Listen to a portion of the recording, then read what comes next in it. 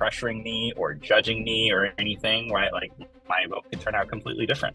It's not necessarily just about who they believe in, who they support. There's a lot of other multitudes of factors, right? That's a really good question. Can't really give you an official answer. Auction itself is so economically less expensive, more affordable.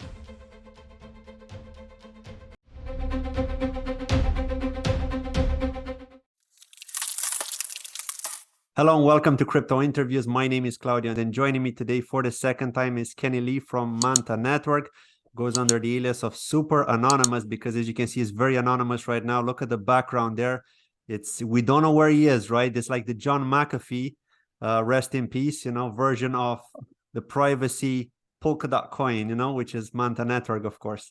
So Kenny, welcome. I think that was a really bad intro, but I was trying to be funny and it just didn't work out. It's like, oh, epic fail, epic fail. So yeah, welcome. How have you been doing? How are things? Good. Yeah. So I'm not doing coin of the day stuff. So, things are great. I think for Manta Network, it's just been, oh my gosh, like the days, the hours, the months are all blurred, but it's been good. We've been extremely productive. Testnet V3 launched at the end of December of last year. We got a lot of activity and so much community feedback, and our community managers, our engineering team, we're syncing up 3 times a week to go through all that feedback and just continuing to add new features and bug squashing. And so it's been intense. I can imagine. Yeah. And you're getting a lot of external pressure from the community as well, I guess, and people asking questions, when Manta. So I know you hate that I have to ask you this, but I have to ask you this. And that's one of the reasons you're here. Of course, we're going to talk about other topics, but when do you think we can expect Manta, given that, the testnet is out there? You're running the tests. I mean, how much longer do you guesstimate that you're going to be running these tests before you can say, okay, let's kick it off. Let's launch the crowd loan for Manta Network and get it out there? Yeah, actually, before we get into that, I think I think because of like the current market conditions and everything, people are like, getting excited about like, promising projects. So I'm glad we're a promising project in their eyes. And overall, I think the community has been extremely supportive in what we're doing, right? Like they're not really rushing any sort of like mainnet launch. I think they're actively participating. They actively participated in our trusted setup. And they're participating in our testnet and providing a lot of amazing feedback. So overall, the community's been like super supportive.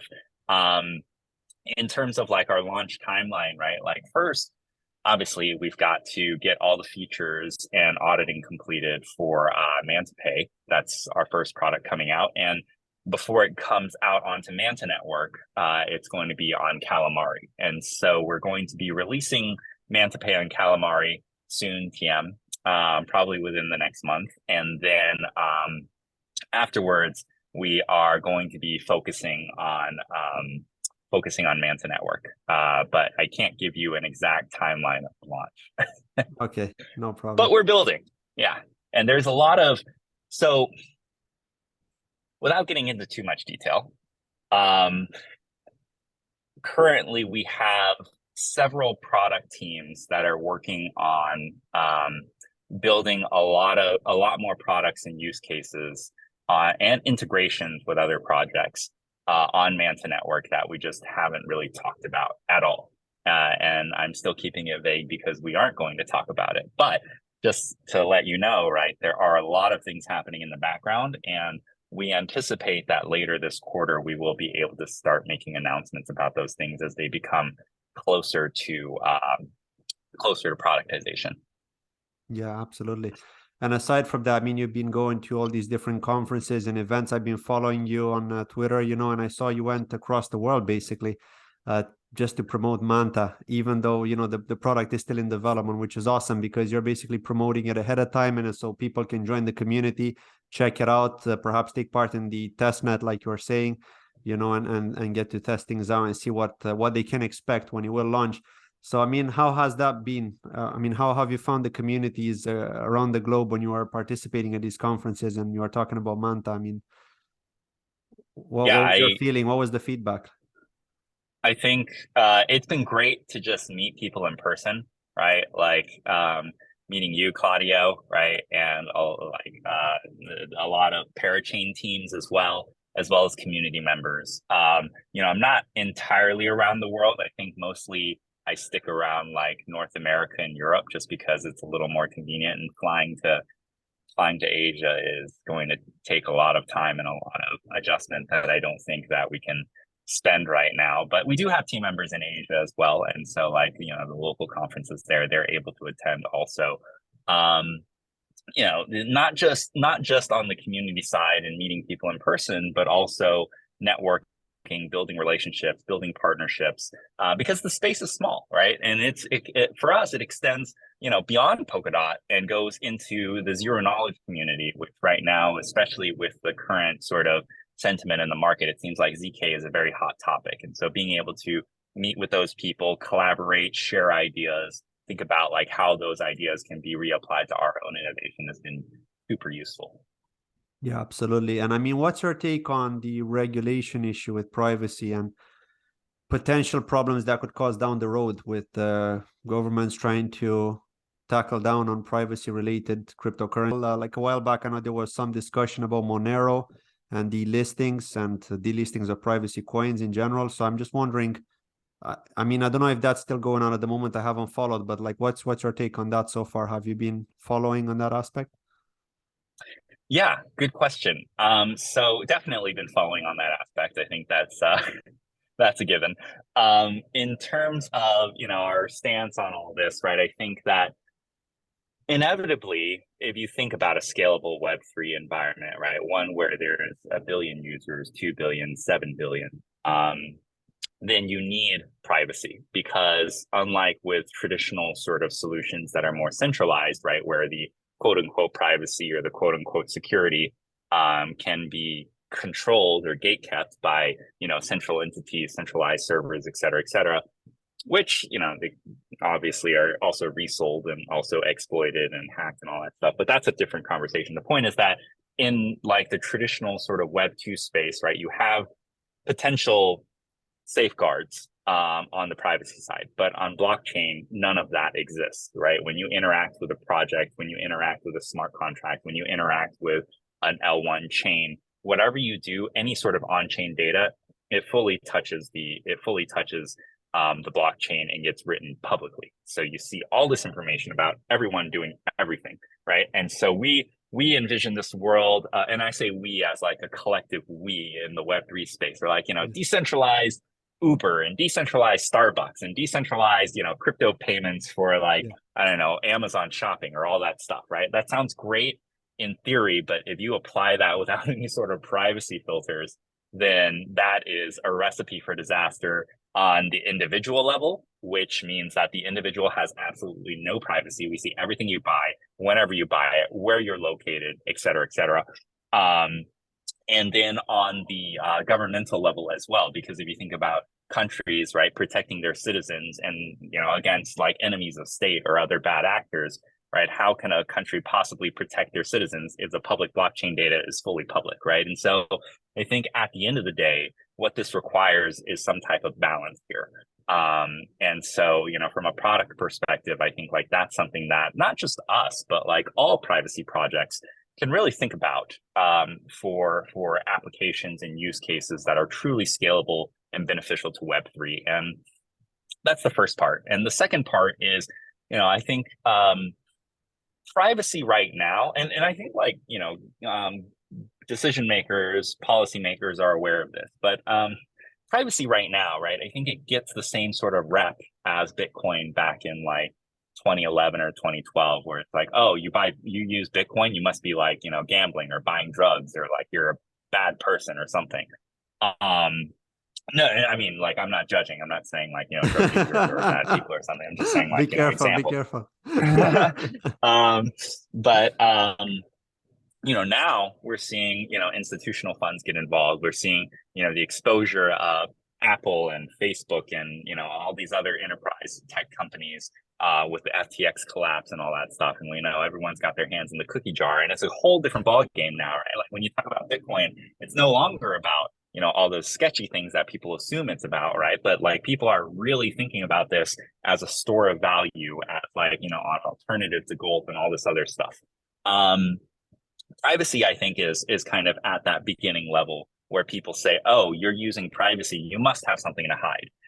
Yeah. No, that's not the case, right? Like a lot of use cases for privacy are just for a more self-sovereign user experience.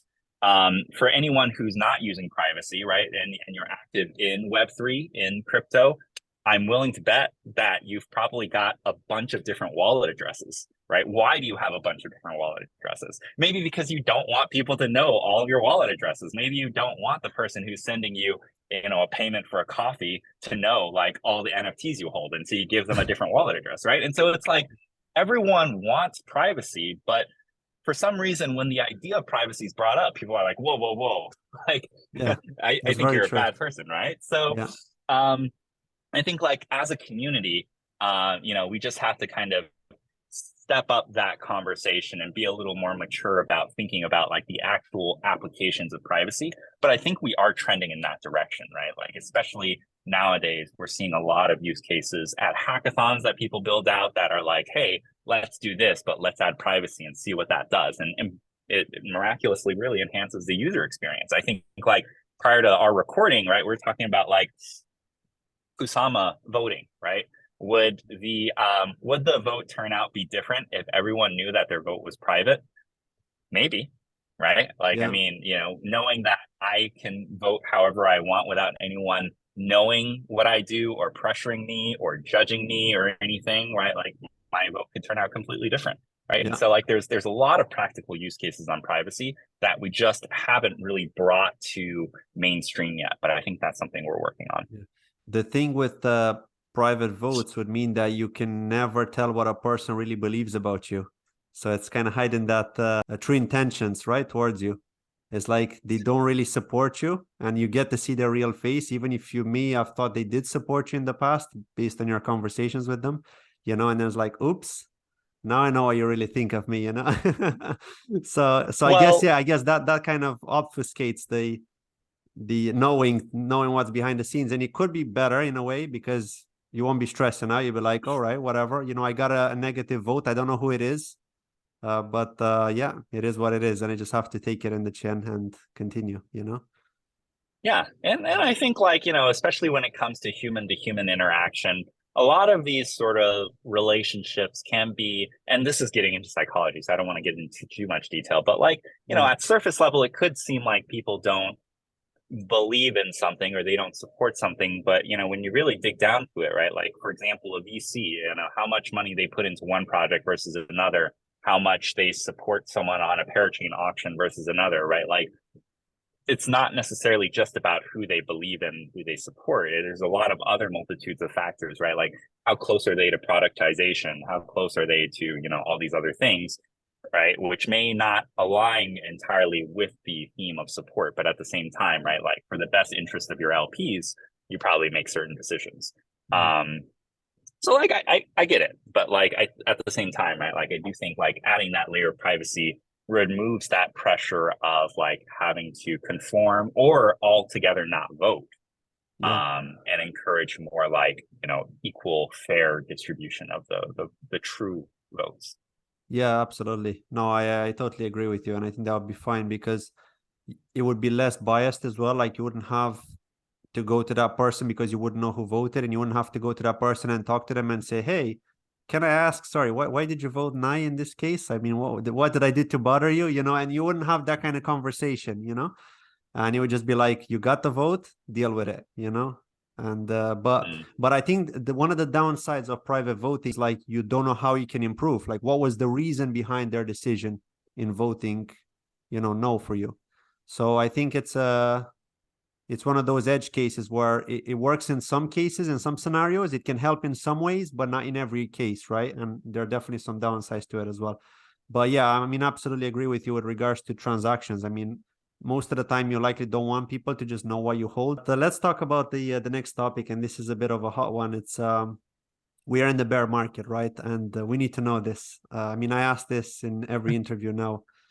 Okay. How are we doing in terms of funding, in terms like runway for the foreseeable future for the Manta Network team, and to keep the developers in, to keep them happy, to keep them working on the product in your roadmap and deliver those milestones? How much runway do you think you have given the situation right now? Yeah, that's a really fair question to ask. And short answer is we're very healthy.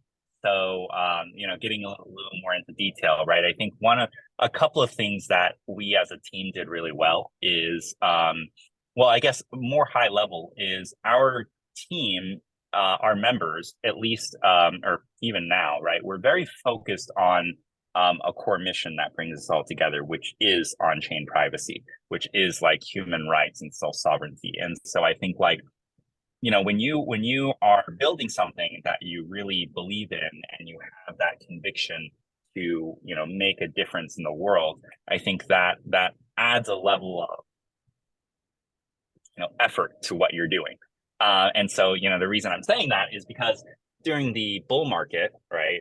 During that, and it wasn't just like, crypto, it's the entire market. Everything went up, right? Used cars were more expensive than new cars. Like, what the Yeah, heck? because of the Right? lack of what was it? The chips. There was some chip in the car that was really hard to get, or there was a shortage of it, and Yeah. because of that, used cars were more expensive. Yeah. Yeah, and whatever it may be, right? Like the point is that everyone kind of rode that wave and got a little bit too excited. And, we saw tech companies overhiring, we saw crypto companies overhiring, we saw, lots of people overhiring. And then once the market started, that downturn, now we're seeing like, Facebook lays off staff, Google Yeah. lays off staff, Apple lays off staff, and, crypto companies are laying staff.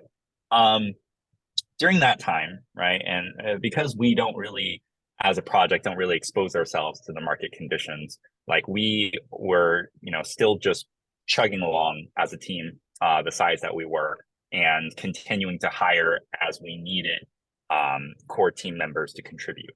And so as a result, right, I don't think that we overhired by any extent. And our team grew in a very healthy manner. And so now, right, like we're not doing some sort of layoff where like 50% of our staff or our core team members are gone or something, right? I think like we're still producing in a very sustainable way, right? Like, but that is different than like, the actual performance outputs, right? Like I think like when it comes to just like performance overall, we do have an expectation for the core team because we want to make sure that everyone's on the same page, everyone's pulling their weight. But yeah, like nothing there Not hasn't an been any economic like reason, basically. That's what you're saying, right? Yeah. exactly.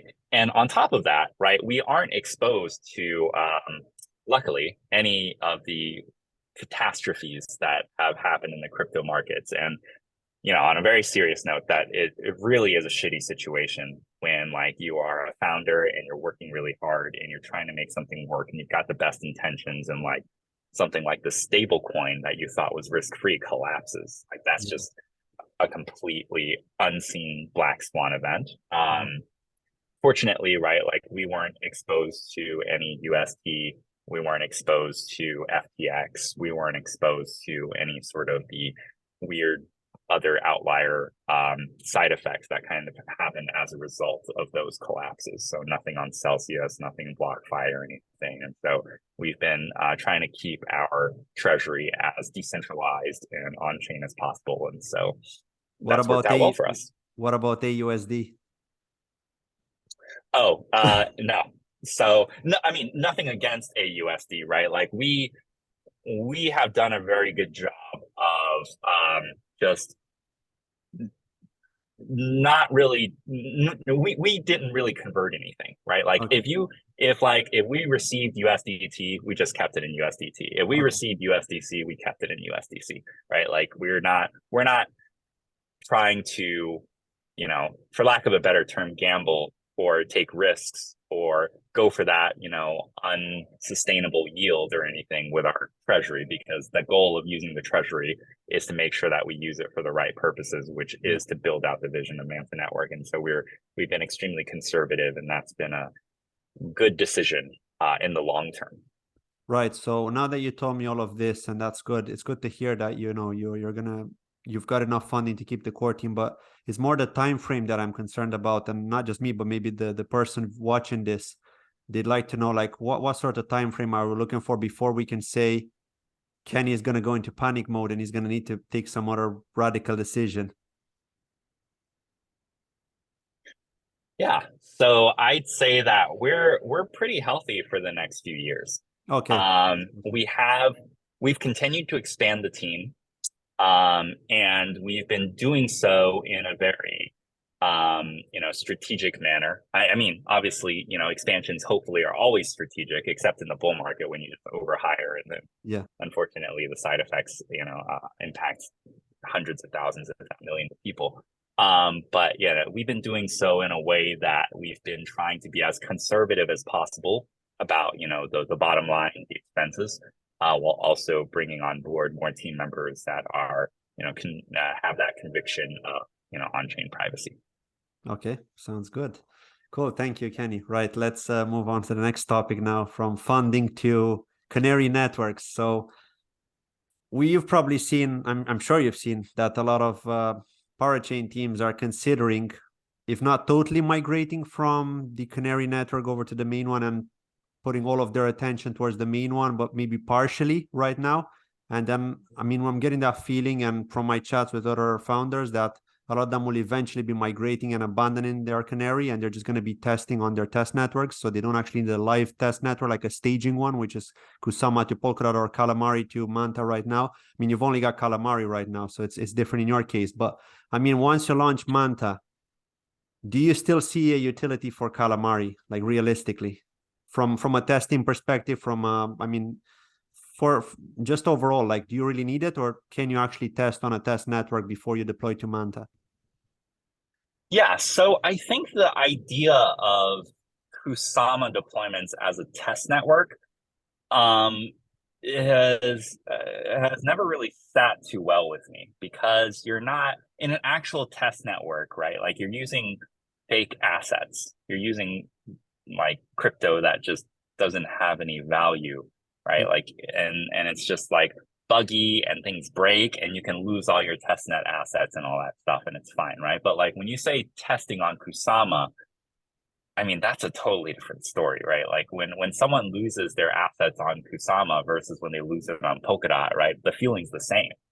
Like, and so our Calamari has never been to us just like, simply a test net. It does have experimental features, right? And those experimental features carry a risk. And so we do want to make sure that the community is aware that, the features on Kusama are not as fully tested and fully audited as the features on Polkadot.